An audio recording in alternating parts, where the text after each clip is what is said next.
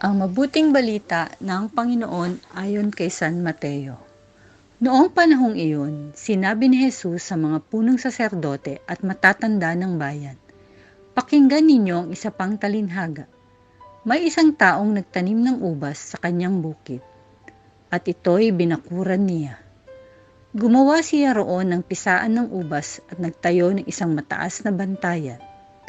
Pagkatapos, kanyang iniwan sa mga kasama ang ubasan, at siya ay nagtungo sa ibang lupain. Nang dumating ang panahon ng pitasan, pinapunta ng may-ari ng ubasan ang kanyang mga alipin upang kunin sa mga kasama ang kanyang parte. Ngunit sinunggaban ng mga kasama ang mga alipin.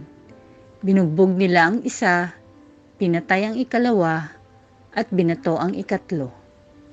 Pinapunta uli ng may-ari ang mas maraming alipin, ngunit gayon din ang ginawa ng mga kasama sa mga ito. Sa kahuli-hulihay, pinapunta niya ang kanyang anak na lalaki. "Igagalang nila ang aking anak," wika niya sa sarili. Ngunit nang makita ng mga kasama ang anak, sila'y nag-usap-usap, "Ito ang tagapagmana. Hali kayo, patayin natin nang mapasa atin ang kanyang mamanahin."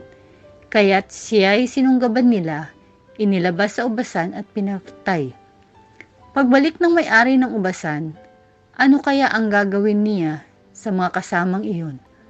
Sumagot sila, lilipulin niya ang buhong na iyon at paaalagaan ang ubasan sa ibang mga kasama na magbibigay sa kanya ng kaparte sa panahon ng pamimitas.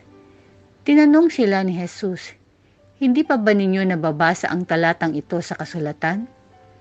Ang batong itinakwil ng mga tagapagtayo ng bahay, ang siya naging batong panulukan. Ginawa ito ng Panginoon at ito'y kahanga-hanga.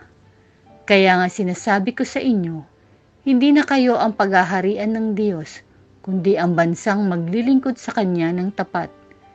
Narinig ng mga punong saserdote at ng mga Pariseo ang mga talinhaga ni Jesus at nauunawaan nilang sila ang pinatatamaan nila. Dadakpinsanan nila siya. Ngunit natakot sila sa mga tao sapagkat kinikilala ng mga ito na propeta si Jesus. Mga kapatid, ang mabuting balita ng Panginoon.